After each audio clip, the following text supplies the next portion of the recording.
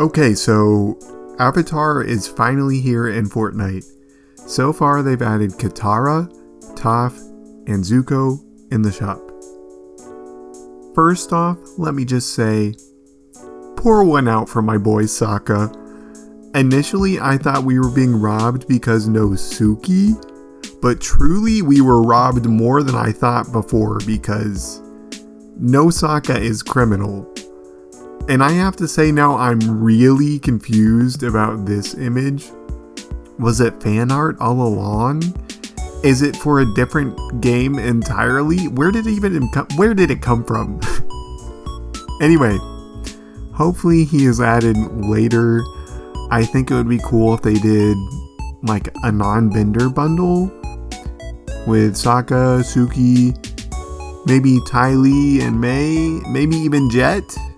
And actually, I think it would be really cool if they added Asami. But my most insane want is Varric and Julie inside of Ping Ping, with an emote where she serves him tea inside of Ping Ping, and maybe one of Ping Ping pooping money. Anyway, I just think in general it would be really cool if they added more Korra characters, because I think it's kind of sad if they just add Korra and no characters from her show, but I do get it in a way because Avatar is far more popular than Korra. But I love Korra too, so I'd like to see both. On to the actual skins. I think it's really weird you have to buy the bundles and can't buy the skins separately. I also think it's an odd choice to pair up Katara and Zuko and not just do a 3-in-1 bundle with Toph included. I mean, listen, I know Zutara is a popular ship, but that's crazy. The prices also seem a bit high.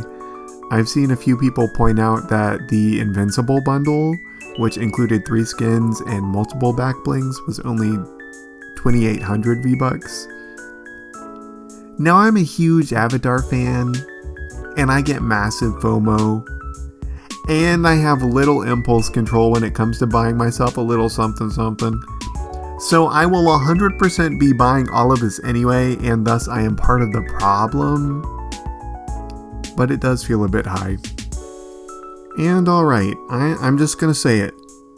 I think the skins look a little weird proportions wise, aside from Zuko anyway. Ironically though, I feel like Toph looks the most normal to me aside from Zuko, even though she was the shortest in the show.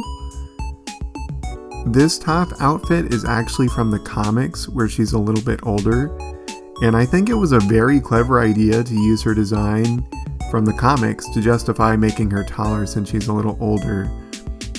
I think this design specifically is from Imbalance. I was looking through my comics and she had a yellow sash in some of them, but not here, and it seems she doesn't have it in Imbalance either. That would make sense to use her latest appearance. Correct me if I'm wrong, but I think it's been at least a couple of years after the end of Avatar: The Last Airbender in Imbalance. Anyway, I'm really surprised with this decision. I would assume they would use her most popular appearance, that being in the show, but I think it's really cool that they did this. I wasn't sure how Toph would work. I thought they were just gonna give her earth stilts or something. And I do still think she looks a little weird, but I think I could get used to it. Overall though, I'm pretty pleased with Toph. Her back bling being the Earth Rumble belt just makes sense, and is a great representation of her first appearance in the series. I could have also seen the golden seal of the flying boar being used, although I don't think that fits her to flaunt her family name other than out of necessity, so the belt works fine. Her pickaxe is a bit of an odd choice to me, but overall makes sense. I'm not sure what else they would have used because, in reality, she is the pickaxe. But there was an earthbender in the episode Zuko Alone who used hammers to earthbend, so just giving them to Toph makes enough sense. And the color scheme and Earth Kingdom insignia fits with her pretty nicely. I kind of wish each of them got an emote and glider as well, although Appa does work for all of them since they have all flown on him at one point or another. For Toph, I would say a flying boar, I guess. As for emotes, the most memeable ones for these three would just be sort of generic gestures, but I think it would be cool to have one for each element. For Toph, I have a couple ideas. One where she stomps down and her model turns dark and you see the vibrations, I think would be cool. Or she brings up some earth and turns it into a victory crown.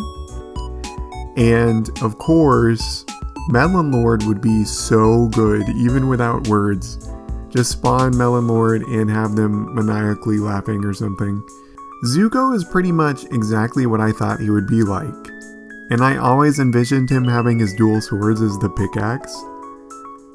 The scabbard makes sense as a back bling, but I think the blue spirit mask would have been cool to have as well. Although, maybe they'll eventually add that as like a separate skin or variant. That would be cool.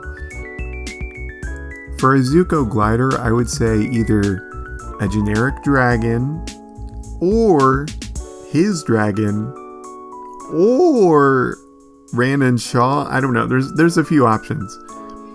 An emote I would have liked to have seen from him would be redirecting lightning, or some of his classic breakdancing firebending.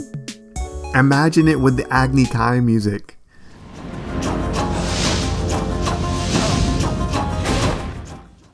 Katara looks weirdest to me out of the three. I think really I'm just not used to their Fortnite proportions and will get over it. It could also be because she's still rocking the book 1 fit. I think it's a bit of an odd choice given that Toph has her comic outfit and Zuko has his book 3 outfit. I would have preferred her with her hair down, I think. I mean, as long as the hair loopies and necklace are there, that's all that matters. Now, the back bling makes sense for Katara, but oh boy, the pickaxe?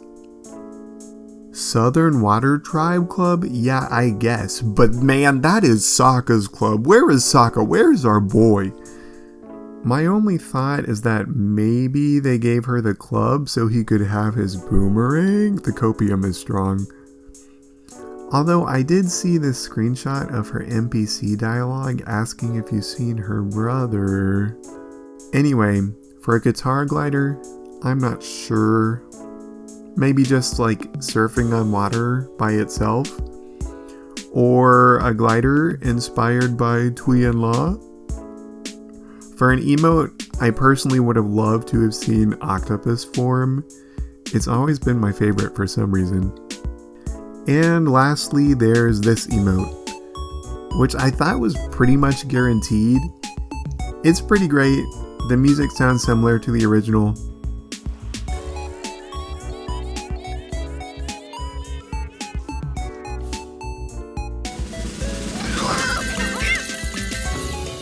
That's great, Aang.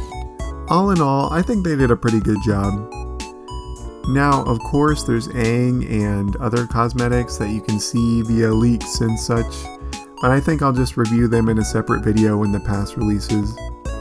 And I'm also thinking about doing a giveaway for the pass, so stay tuned. One last thing. I'm doing a 2,000 subscriber special, but I need your help.